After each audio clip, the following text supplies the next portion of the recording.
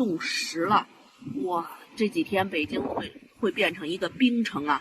所以说，实在是太冷了，真的没有出去的勇气了。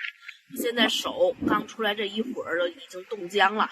给大家看看北边的山啊，北边山上的雪现在还能看得见的，北边山上的雪现在还能看得见的啊。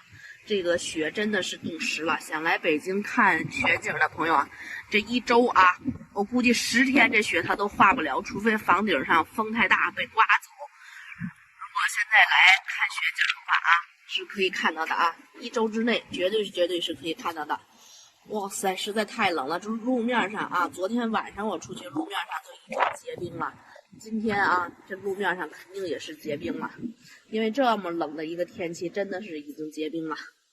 哇，路上特别的滑，看看这雪已经冻实了，看到没有？